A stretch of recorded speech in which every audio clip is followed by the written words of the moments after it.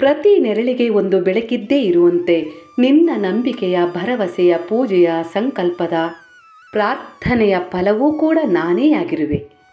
ಅದಕ್ಕಾಗಿಯೇ ನೀನೂ ಕೂಡ ನನ್ನತ್ತ ನೋಡುವಂತಾಗಿದೆ, ನಾನೂ ಕೂಡ ನಿನ್ನ ಜೀವನದಲ್ಲಿ ಬರುವಂತಾಗಿದೆ ಕಂದ.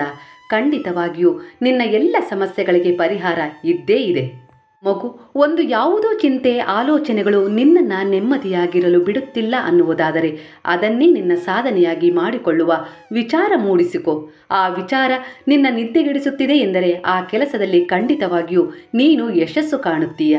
ಸತ್ಯ ಮಿಥ್ಯಗಳ ಅಂತರ ತಿಳಿದುಕೋ ಕಂದ. ನೀನು ಹೇಳಿದ ಸುಳ್ಳನ್ನು ನೀನೇ ಅದರ ಬೆಂಬಲಕ್ಕೆ ನಿಂತು ಸದಾ ರಕ್ಷಿಸುತ್ತಲೇ ಜೀವನ ಸಾಗಿಸಬೇಕಾಗುತ್ತದೆ. ಅದೇ ನೀನು ಹೇಳಿದ ಸತ್ಯ ಎಂದಿಗೂ ನಿನ್ನ ರಕ್ಷಣೆಗೆ ನಿಲ್ಲುತ್ತದೆ ಮಗು. ಒಂದು ಹೆಣ್ಣಿನ ಅಂದವನ್ನು ಮುಖ ನೋಡಿ ತಿಳಿಯಬೇಡ ಮಗು. ಅವಳ ಅಂದ ನಿಜವಾದ ಪ್ರೇಮದ ಗುಣದಲ್ಲಿರುತ್ತದೆ. ಹಾಗೆ ಒಬ್ಬ ಪುರುಷನ ಅಂದ, ಸಂಪತ್ತು, ಆಸ್ತಿ ಕೇವಲ ಗಳಿಸುವುದರಲ್ಲೇ ಇರುವುದಿಲ್ಲ.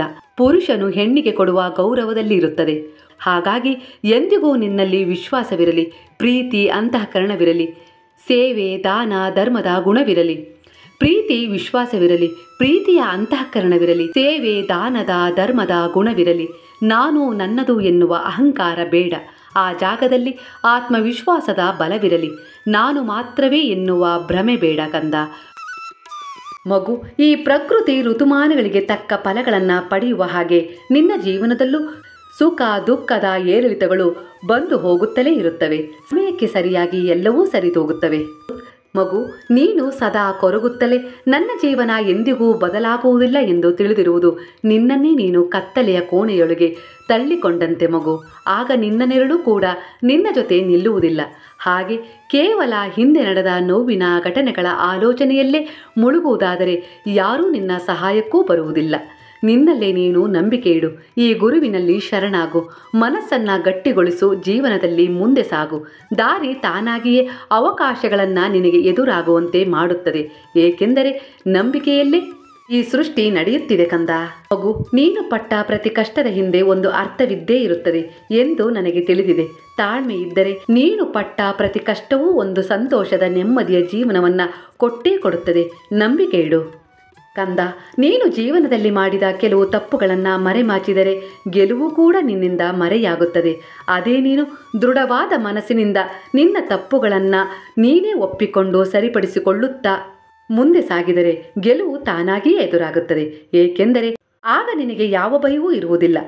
ಭಯವಿಲ್ಲದ ಗೆಲುವು ಎಂದಿಗೂ ಶಾಶ್ವತವಾದ ನೆಮ್ಮದಿಯ ಸಂತೋಷವನ್ನು ಕೊಡುತ್ತಲೇ ಇರುತ್ತದೆ. ನಿನ್ನಲ್ಲಿ ಬದಲಾವಣೆ ಬರುವವರೆಗೂ ವರುಷಗಳೇ ಕಳೆದರೂ ಬದಲಾವಣೆಯಾಗುವುದಿಲ್ಲ.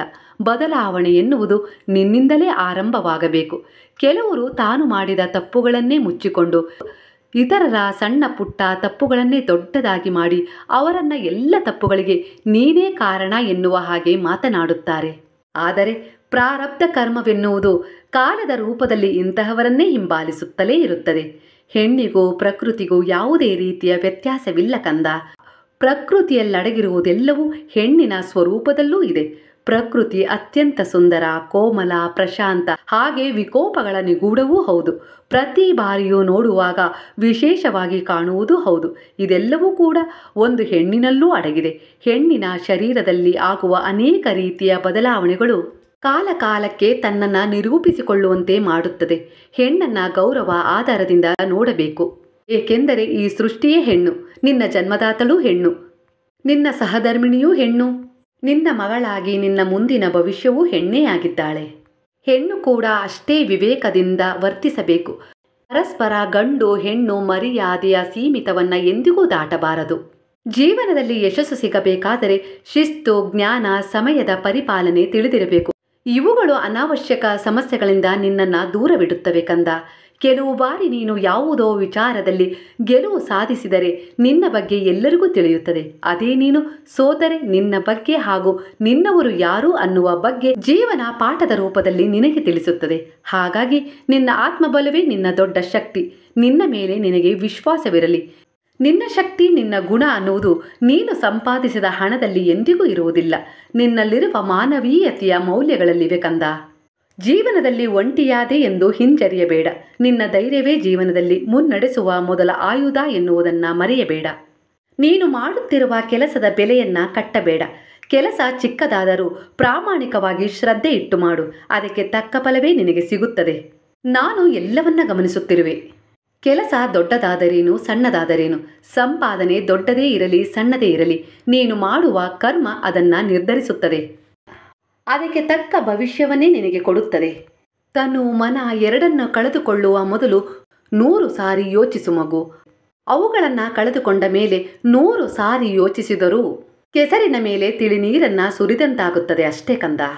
ನಿನ್ನ ಪ್ರೀತಿ ಪರಿಪೂರ್ಣತೆಯನ್ನ ಹೊಂದುವುದಕ್ಕಿಂತ ಆ ಪ್ರೀತಿ ಸತ್ಯವಾಗಿರಬೇಕು. ಹಾಗಾಗಿಯೇ ಕಂದ, ಈ ಜೀವನದ ಪಯಣದಲ್ಲಿ ನಿರೀಕ್ಷೆಗಳು ಕೊನೆಗೊಂಡಾಗ ಶಾಂತಿ ತನ್ನಿಂದ ತಾನೇ ಪ್ರಾರಂಭವಾಗುತ್ತದೆ. ಎಲ್ಲಿ ನಿನ್ನ ಆಸೆಗಳು ಅಪೂರ್ಣವಾಗುತ್ತವೋ ನಾಶವಾಗುತ್ತವೋ ಅಲ್ಲಿಂದಲೇ ಜ್ಞಾನದ ಕಿರಣಗಳು ನಿನ್ನ ಹೃದಯವನ್ನ ಪ್ರವೇಶಿಸುತ್ತವೆ. ನೀನು ಮಾಡುವ ಕಾರ್ಯಗಳಲ್ಲಿ ಒಳ್ಳೆಯ ಬದಲಾವಣೆ ಮಾಡಿಕೊಂಡರೆ ನಾನು ನಿನಗೆ ಪ್ರತಿ ಹಂತದಲ್ಲೂ ಸಹಾಯ ಮಾಡುತ್ತೇನೆ. ನಿನ್ನ ಆತ್ಮಸಾಕ್ಷಿಯನ್ನ ಬಿಟ್ಟು ಯಾರ ಮೇಲೂ ಭರವಸೆ ಹೊಂದಬೇಡ, ಏಕೆಂದರೆ ನಿನ್ನ ಆತ್ಮದ ವಾಸವೇ ಈ ಗುರುವಾಗಿದ್ದಾರೆ ಎನ್ನುವುದನ್ನು ಎಂದಿಗೂ ಮರೆಯಬೇಡ. ಏಕೆಂದರೆ ಸ್ಥಿರವಾದ ನಿನ್ನ ಮನಸ್ಸಿನ ಆಲೋಚನೆಗಳು ಎಂದಿಗೂ ಹಳಿ ತಪ್ಪುವುದಿಲ್ಲ ಕಂದ. ನಿನ್ನ ಆತ್ಮಸಾಕ್ಷಿ ಹೇಳಿದಂತೆ ನಡೆದುಕೊಂಡು ಜೀವನದಲ್ಲಿ ಪರಿಪೂರ್ಣತೆಯನ್ನ ಕಂಡುಕೋ. ಈ ನಿನ್ನ ದಿನವನ್ನ ಸಂತೋಷದಿಂದ ಶುರು ಮಾಡು. ತಾಳ್ಮೆ ಇರಲಿ, ಸಹನೆಯಿಂದ ವರ್ತಿಸು. ಇಂದು ನೀನಂದುಕೊಂಡದ್ದೇ ನಡೆಯುತ್ತದೆ. ನನ್ನ ಆಶೀರ್ವಾದವು ಹೇರಳವಾಗಿ ನಿನ್ನ ಜೊತೆಯೇ ಇರುತ್ತವೆ ಸಹಾಯಕ್ಕಾಗಿ. ಹಾಗಾಗಿಯೇ ನಿನ್ನ ಜೀವನ ಅನೇಕ ರೀತಿಯಲ್ಲಿ ಅದ್ಭುತವಾಗಿ ಬದಲಾಗುತ್ತಿರುವುದು. ನೀನೂ ಕೂಡ ಬದಲಾವಣೆಯನ್ನ ಹೊಂದಿರುವುದು. ನಿನ್ನಲ್ಲೀಗ ತಾಳ್ಮೆ ಹೆಚ್ಚಾಗಿದೆ, ಕೋಪ ಕಡಿಮೆಯಾಗಿದೆ, ಆಸೆಗಳ ನಿರೀಕ್ಷೆಗಳ ಒತ್ತಡ ಮಣಿದಿದೆ. ಒಳ್ಳೆಯ ರೀತಿಯಲ್ಲಿ ಜೀವನವನ್ನ ಕಂಡುಕೊಳ್ಳುವ ಹಂಬಲ ಹೆಚ್ಚಾಗುತ್ತಿದೆ. ಇದೇ ನಾನು ನಿನ್ನ ಜೀವನದಲ್ಲಿ ಬಂದಿರುವ ಸೂಚನೆಯ ಸಂದೇಶಗಳಾಗಿವೆ ಕಂದ. ಎಲ್ಲವೂ ಶುಭವೇ ಆಗುತ್ತದೆ, ಒಳಿತೆಯಾಗುತ್ತದೆ.